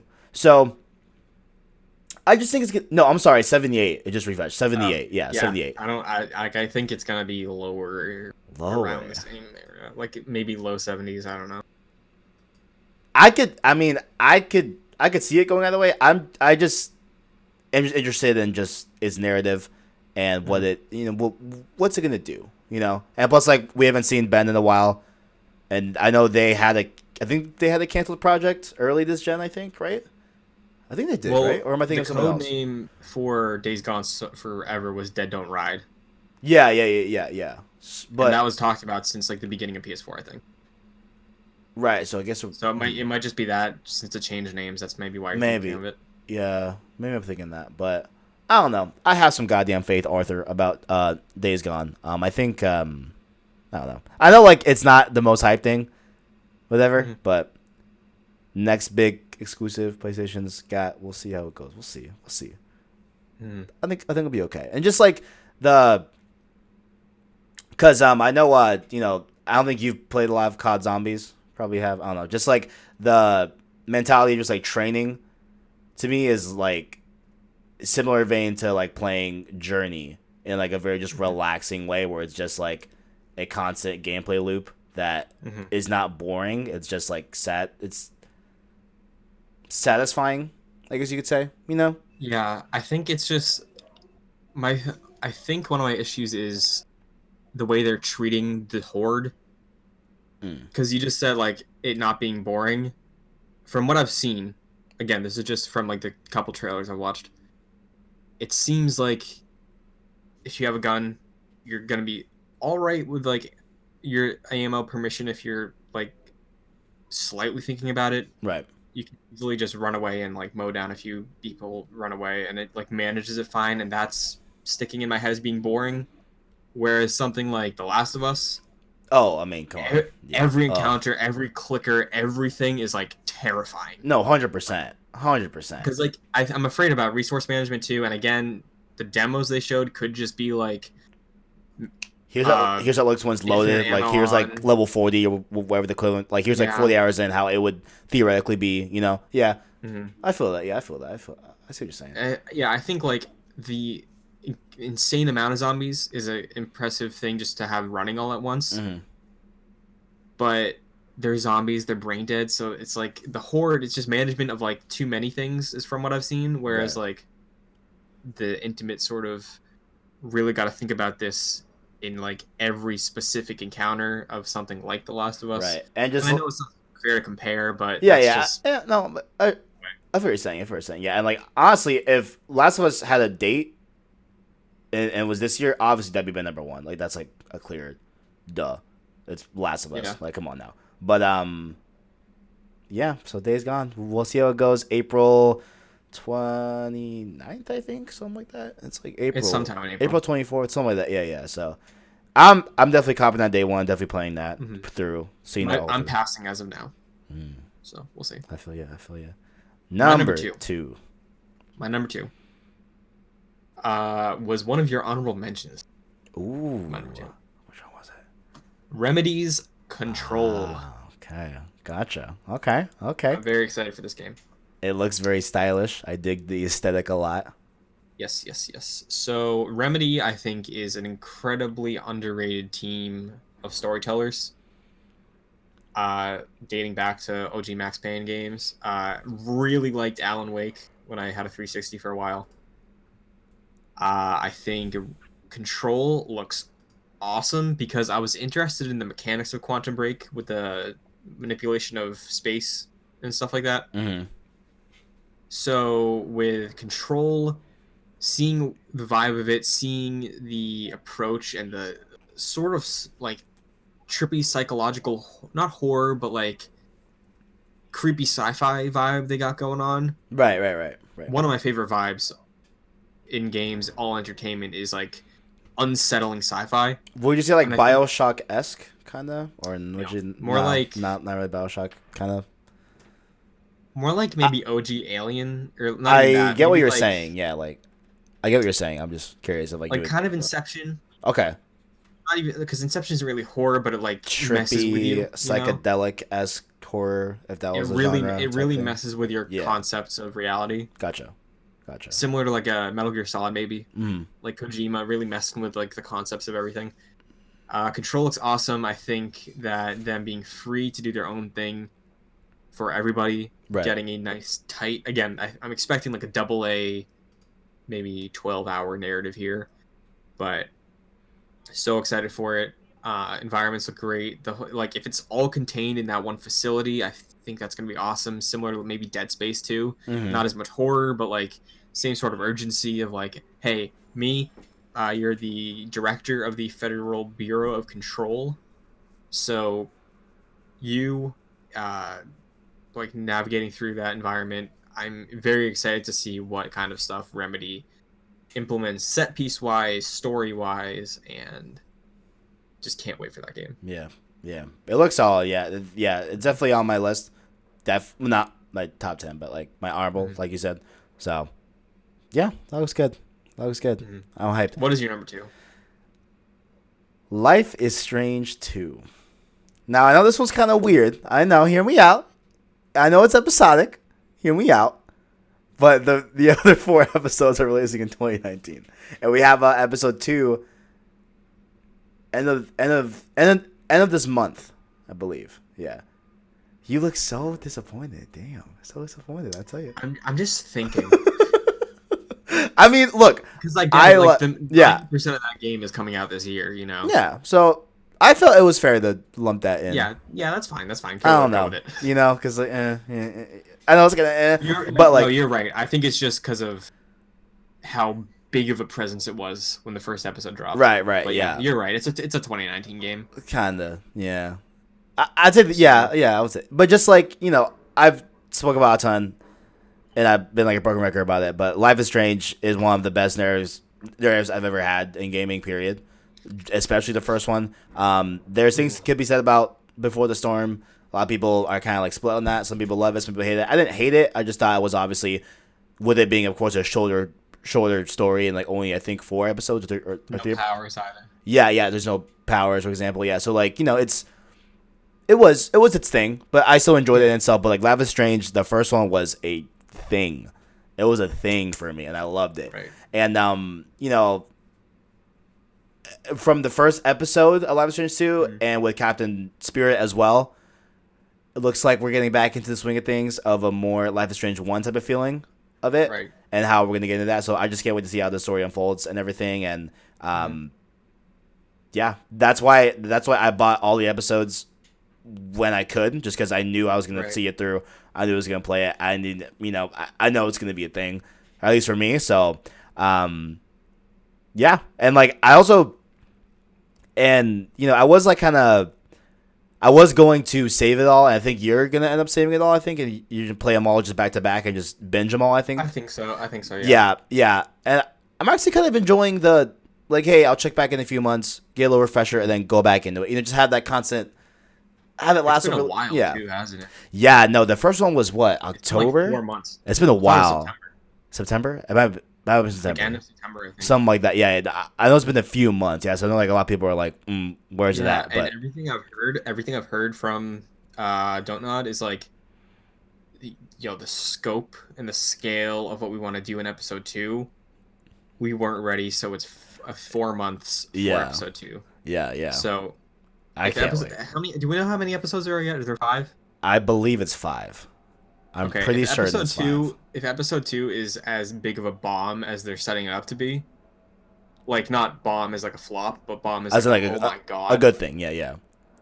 I might hop on the episodic train. Yeah. If episode 2 is like crazy. Yeah, I'm definitely on the episodic train. After the first one, I was like, oh, I got it. Well, obviously, I would be at that point because like yeah, no, I think what they're setting up is really, really cool. So far, like, the story's very just interesting. And, like, people are just making decisions. Like, oh, okay, this is okay. So, can't wait. Like, awesome. I'll think about the first episode, like, legit, like, once a week. Be like, man, like, I cannot wait to, like, what the hell is next, So, shout out Life is Strange. But what is your number 1 anticipated game of 2019? Most anticipated game of 2019, brought up briefly, begins with an A. Anthem. I'm kidding. It's not Anthem. It's Animal Crossing. I almost cried. I was like, no way. No, it's Animal Crossing. Ah, gotcha. We already okay. talked about it. I love that series to Yeah, death. heck yeah. So if I didn't make that note earlier, it would have been Kingdom Hearts 3, but like I'm not over the moon hyped for that right now. It's just like it's right around the corner, just give it to me. You know? Right. And like, So. just speak a little bit. I know your game of the year's not game of the year. Your most anticipated game of 2019 is Animal Crossing. But have you been able to like stay away from those Kingdom Hearts 3 leaks and stuff? Yes, You have been. Okay. I'm very happy for you for that because they're like the day. Yeah, I've seen. So, what's up? Go ahead. I'll talk about Kingdom Hearts for a sec. Just a little bit. Yeah. Just like lay it out, bud. Lay it out. So, with Kingdom Hearts 3, win forever. I love the series to death. I think I'm getting a Kingdom Hearts tattoo this year. Oh, snap. I'm like, I've been thinking about it for a while. A Keyblade or like what do you think? Probably like a key right here, maybe. I don't know. I feel that. Thinking about it. But yeah, I love this series so much. It means so much to me. Right. And one of my buddies that I went to high school with, go to college too with him, same college, but even with him, like we were all right friends, and then I found out he likes Kingdom Hearts. So I'm like, that's something we have to talk about. Like Kingdom Hearts is so good to me. Right.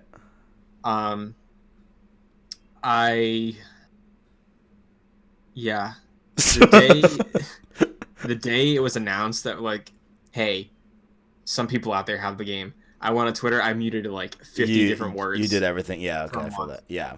So I've been media blackout. The last trailer I watched was I think around October. There's been a couple since then. Cause I know Kingdom Hearts doesn't do super well with us. Right. On this channel. Yeah.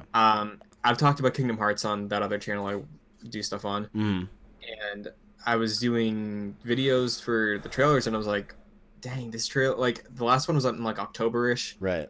And I was like, yeah, there's a lot of cool stuff, but like I feel like we're right on the edge of like them just going too far with it. Yeah, I know. So I'm glad I stopped. Yeah, I know there was one that I think released like past October. That was a big one.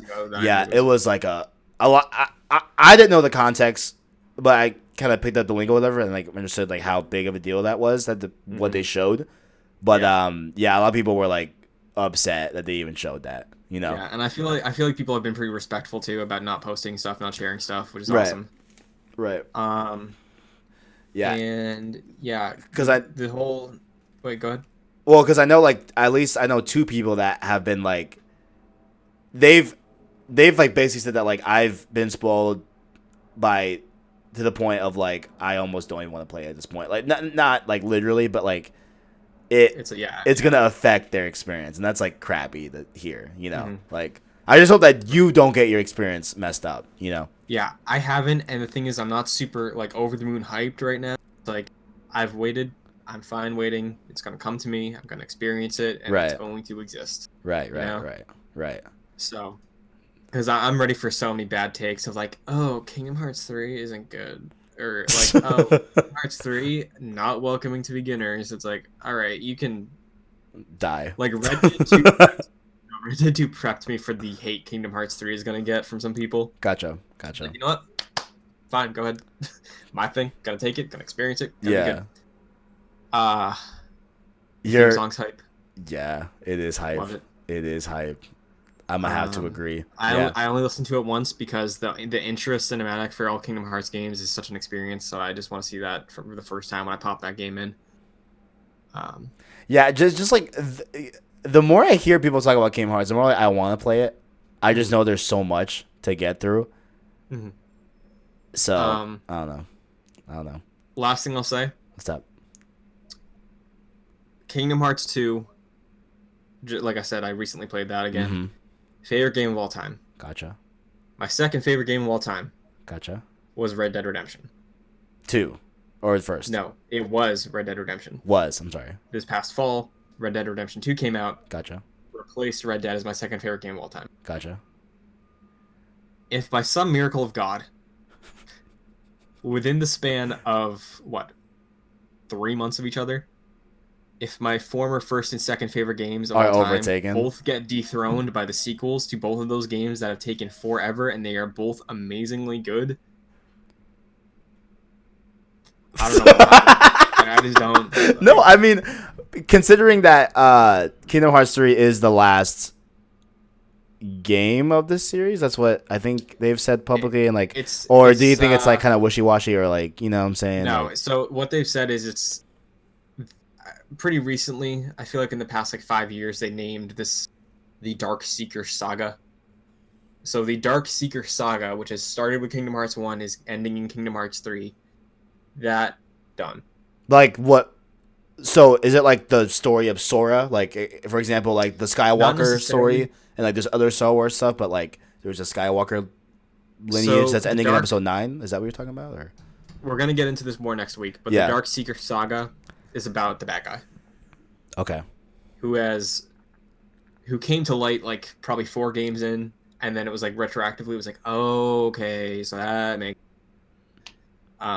so his 3 is like the final fight against him. Gotcha. And then we'll move on because this series sells insanely well. Disney, yeah, like the only they're gonna like, get rid of it, you know, or like just end it. No. Yeah, no way. Yeah, I feel that. Okay. I think this is a closing chapter that hopefully more people hop on, try it out, and then I think we get another Kingdom Hearts game in a year or two, not Kingdom Hearts 4, but something that's like a sort of God of War-esque. Mm-hmm. Like, okay, new chapter, moving forward, hop on. So interesting. That's my piece. You're gonna be really mad at me, man. Probably not. I know. I'm not. I know you know. I know you know. I know what it is. I'm considering trying it now. I'm gonna see what the impression is after the first 2 days, and maybe buy it. Cause I'm not okay. It's Anthem. Right. I'm not alone in this. Oh no, you're not. No. People, okay. I've been in DMs with other people that have played the alpha. People that I don't know that have no bias towards. Was like, hey, I know about that yet. No. So like, it's just been like us and like the people that were the alpha, like in the shadows, like, dude, like it was really good. Like it was really good, right? So, but genuinely, it was just really good. And like I know I can't get into details and stuff like that. I know I can, but like it felt good. I've heard once you play it, then you get it. Yes. Okay. Yes. Like I don't even know how to further stress that. Like for real. I've sort of come around on it over break. Yeah. Because like last year, Monster Hunter World was that thing. Like I was not gonna get it. I was like, I'm not getting Monster Hunter. I do not want to play Monster Hunter. I'm not getting it. No. I'm not getting Monster Hunter. Right.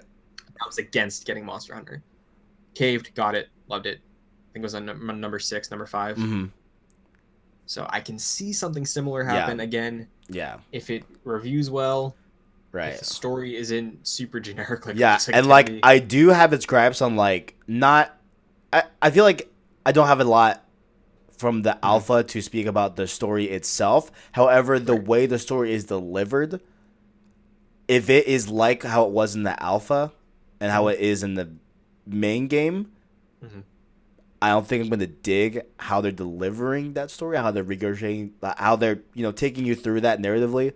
And again, I'm trying to be as vague as possible as to not get clapped by EA. But yes, but and like maybe there could be argument that like, hey, the alpha is not representative in that format of the final game. How they're going to tell narrative? Maybe they had to do that thing that I didn't enjoy that much in the alpha to get us for it to make sense. Just quick. It's like. If they made the alpha different, it's similar to like them putting it on like a slideshow and you quick, okay, slide 1, 2, 3, now we're here, as opposed to like 30 minutes of like a movie, which that could be what it is in the full game. So that gripe could, if that gripe and how the story delivery is removed, then I think there's enough depth in the story that could be good, just from what I've seen, but yeah, and I think in a similar way also that I think, for example, Division 2 is going to have me hooked, right? Is just that gameplay, that like third person gameplay. I think it's gonna be like a super big deal for me, and that's what's gonna keep me in. And maybe hold me over up until Division 2 as like my like key mark third person shooter, because I think Division 2 is coming out like I think May, or I think it's May, or it might be March or April. I think it was March. Is it March? It might be March. I might be tripping. Oh wait, no, it is. Yeah, it is March. Yeah, so it's short. Oh wow, yeah, it's shortly after. So yikes. But I'm sold on Anthem. I'm sold. I'm sold. It's interesting too because I really like Destiny. I really like my time I put in with Destiny. Very fond of it. But for my tastes, I should be way more interested in Anthem than I am in Destiny. You should be. Because third person, yeah, prefer that. Focus on PvE and co-op, not like PvP, even though I really like Crucible. Or I did really like Crucible in D1. Yeah, like, there's more things about Anthem I should like than there is in Destiny. Plus, like, focus on story from BioWare. I know. The more I've been thinking about it, the more I've been like, there's a lot of things I should be liking in this game. I've been thinking about it a lot. So yeah, I think I'm gonna try out the demo when it comes out later this month. Yeah, definitely do the. Yeah, obviously, I think I think that one's also where let's talk about. Obviously, I feel like if it's open, it's gonna be. Yeah, it's an open beta. Yeah, so I think then. Well, it's pre-order first, and then it's open on February 1st. So, but I'm sure the pre-orders. Yeah. They can't control everybody talking about the pre-order beta. Yeah, for sure. So yeah, I feel that, but I'm more getting with it now. Yeah, and like it's not like I'm here trying to like force you to like it. Like No, trust me. Yeah, be your own person. It's all good. Like whatever. Yeah, like, it's all good. More interest over the past couple of weeks. Yeah, I think I just because like to me the way the biggest I guess so just to kind of wrap it all in a little bow. I think it has. What kept Division fun, but me into Destiny, molded into one. Interesting. I think is how I'm gonna like concisely describe it. Also, the flying feels like perfect. Yeah. Like Iron Man. Like you're just Iron Man. Right. Because I think what's gonna end up happening is I'm gonna try the beta. If I understand what everybody's been saying about you gotta play it to know, and then if reviews come out and they're like, hey, story solid, then I think I'm in. Hell yeah. It's lit. I could cave and buy day one, but I'm more interested now. I haven't been playing as much Monster Hunter lately, so if me and my Monster Hunter crew can transition to this, if I can get my Destiny leftover friends in on this, and I'm more confident in them having their very long-winded, several-year plan for Anthem than I ever was with Bungie for Destiny. Because in a Game Informer interview with someone who's working on Anthem, they were like, Anthem, we don't plan on making an Anthem 2. It's Anthem. Right. Everything I've heard says that the story content and Javelins are going to be free DLC, but cosmetics are what they're paying for, which to me is fine, Yeah, so if they stick with it, if it works out, I think I'm probably gonna get Anthem. I know I've been very against Anthem for a long time. Part of it was hamming it up just because I thought it was funny. It is funny. It's okay. Yeah, it's funny. It's all good. I genuinely haven't had my interest in Anthem until mid-December. I miss Destiny, man. All right, well. I tried to say that, but that has been. There are 20 games both of us are looking forward to with some crossover. Indeed. For 2019. Feels good to be back. Let us know what you think about the new format if you have any teaks. Oh, before I forget, in our Discord server, we have a Discord server. We have a few shout-outs for some anticipated games. Indeed. Link in the description. Join this Discord server. A lot of cool stuff happening. It's fun. So, the Starks has more confidence than either of us. He says that The Last of Us Part 2, nothing else compares. What can you say? It would be that I'd be right with him. I just with the rules we set in place in this top 10, Right. It's not confirmed. It's not confirmed yet. Yeah. If it was, it would probably be around number 5 for me. It'd be a solid number 1. It'd be a 100% number 1. 100%. similar to something else that I talked about earlier. Not enough for me to get super excited for, and like Last of Us isn't something I go crazy hype for, but like I'm gonna play it. I've also been playing a lot more factions as well. I've seen you on there. Yeah, I was digging it. Also, shout out to Namekian Jedi. They say they're really excited for Mortal Kombat 11. Shout out, and Doom Eternal. Mm-hmm. Two shout outs that Kevin gave throughout the show. Indeed. So yeah, we have a lot of chats going on in the Discord server. More frequent talks from us. Direct contact if you want to talk about some streams, talk about some online gaming nights, all those sorts of things. There's also different channels in the Discord where you can put in your links for Save Slot, our weekly news show, as well as this podcast as well. And the topics there's channels that you can go in and suggest different things that you would like us to talk about. Right. So, all that good stuff. Lots of cool creators on there. Link in the description. Yeah. Stuff like that. So it's cool. It's cool. That has been episode 24, the first episode of 2019 for Cross Circle. We're back in the swing of things next week. I'm going to try my hardest to explain Kingdom Hearts. Next week's going to be fun. Next week's going to be good. I can't wait. Yeah. Next is going to be good. I'm excited. So, again, thank you all for watching. I hope you enjoyed your break. Welcome back. Where can they find you, Christian? Just right here in this nice little template. Yeah. Hopefully for the listeners of the podcast, if we can get this on, maybe not iTunes this week, but this episode first one on podcast. Right. But at Chris N. Buckley on Twitter. Mm-hmm. And mine, you can see the spelling right here. Yeah, mine is at the KDiaz123, THEKDIAZ123. Good stuff right there. Link in the description as well if you're watching on VOD. So there we go. Thanks for rocking with us. Thanks for everybody who joined in the live chat. Thank you for the Discord friends. Thank you for coming back after the break. Hope you enjoyed it. Much appreciated. 2019 is going to be awesome for games. Let's do it. Much appreciated. As always, greatness awaits. Yeah.